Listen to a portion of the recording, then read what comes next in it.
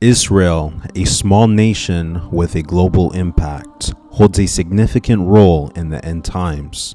This is because it is considered the chosen land by God, with a history that spans from ancient Egypt to the horrors of the Holocaust.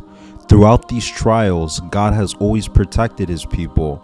The Bible outlines his plan for Israel, and many prophecies have already come true. Therefore, one prophecy was fulfilled. Another powerful prophecy can be found in Ezekiel 36:4, where God said he would gather the Jewish people from all nations and bring them back to their land. God's intention to gather his people and ensure their safety and guidance was emphasized in this promise. The prophecies focus on gathering the Jewish people from their exile and bringing them back to God's promised land, which is now known as Israel. Today we can witness how these ancient prophecies have come true as Israel has become the home of the Jewish people again. This demonstrates that God's promises endure through time. They have made abundance grow from seemingly infertile soil. Israeli trees produce even more fruit than those in places like Russia. How do they accomplish this agricultural miracle? They believe in God's promise from Zechariah 8:12, which states that the seed will grow well, the vine will yield its fruit, the ground will produce its crops, and the heavens will drop their dew. It may sound incredible, but God's promises unfold right before our eyes. The fulfillment of these ancient prophecies is truly wondrous to witness.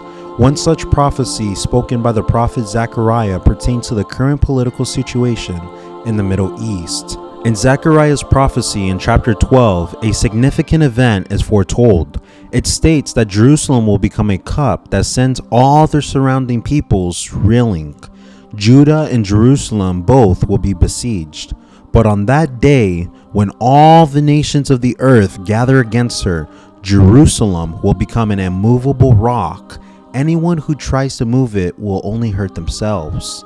Jerusalem has always been a formidable force, standing strong even in the face of difficulties. Its roles in fulfilling prophecies is pivotal, with Israel bolstering advanced military technologies as its significance grows. In Zechariah 12, verse 7 through 9, a prophecy foretells Jerusalem's preservation with the Lord safeguarding its inhabitants. Jerusalem's recognition as Israel's capital aligns with prophecy in Zechariah chapter 8, verse 3, emphasizing its spiritual importance for Jews.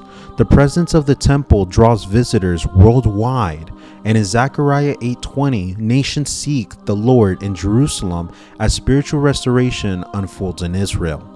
Fulfilling biblical prophecies. The outpouring of the Holy Spirit as prophesied in Joel 2:28 was fulfilled in the New Testament on Pentecost, making the start of a new era with the Holy Spirit's empowerment leading to the church's formations and the spreading of the gospel. Romans chapter 11 verse 26 anticipates the salvation of Israel through God's deliverance. These prophecies shed light on Jerusalem's role in Israel's spiritual journey. Additionally, the reconstruction of the Third Temple is one of the recent rapture signs. The Third Temple holds a special significance for people who aspire to build it in Jerusalem. It surpasses the importance of the Old Temple, which was destroyed in the past. Although it hasn't been constructed yet, its significance in Judaism, particularly for Orthodox Jews, cannot be overstated. They consider it the holiest place for worship. In the Hebrew Bible, the prophets express their desire for the new temple to be built upon the arrival of the Messiah. Some Christians also believe in its importance for the end of the world. However, there is a major obstacle. The desired location for the Third Temple is also the site of significant Muslim structure known as the Dome of the Rock. Consequently, and excavated tons of earth from the Temple Mount approximately 13 years ago. Among their findings were numerous small archaeological artifacts that shed light on Jerusalem's history.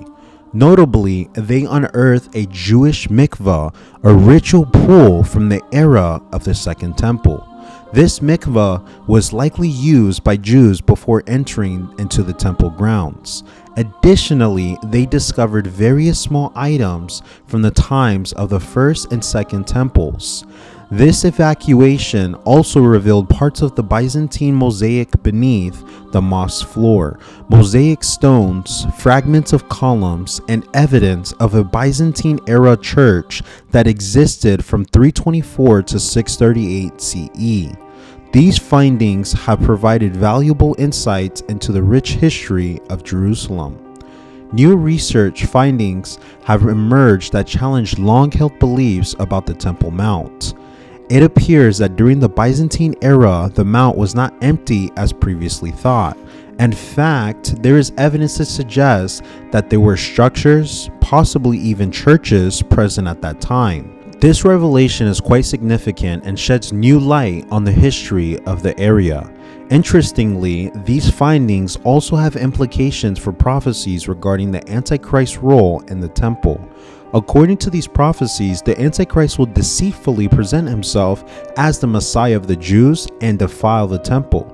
This alarming revelation is confirmed in the writings of the Apostle Paul, who speaks of the man of lawlessness infiltrating the temple and proclaiming himself as God. Currently, the location where the first temple once stood is occupied by the Dome of the Rock, a significant Muslim structure. In recent years, Islamic authorities have officially denied the existence of a temple on these grounds. However, meticulous excavations conducted by British archaeologist Robert Hamilton after the mosque destruction and 1927 earthquake have revealed that the Al-Aqsa Mosque was initially used for Jewish ritual preparation for entering the temple. These new findings challenge our previous understanding and open up a world of possibilities for further exploration and research.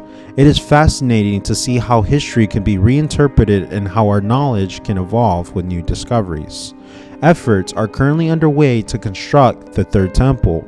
A significant milestone is fulfilling an age-old prophecy. Recently, a ceremony for the Third Temple took place, featuring a special water tradition. Priests and Levites, accompanied by chants, dances, and music, used a golden jug to collect water and bring it back to the mountain's peak. There they meticulously recreated an ancient temple altar and utilized traditional tools. The ceremony concluded with a special blessing and a 7-year ritual. Although the Torah, a sacred book, does not prescribe the water ceremony, it is a cherished tradition that brings joy and is celebrated as a holiday in the temple, lasting for 15 hours and continuing throughout the night until the next morning. The Sukkot celebrations attracted participants from various nations, transforming it into an international day of worship. This water ceremony unfolded during the final 6 days of the Sukkot holiday, accompanied by the pouring of wine. During the morning service, Kohanim, the priestly class, carried spring water from the temple to the Shiloh spring at the base of Mount Moriah.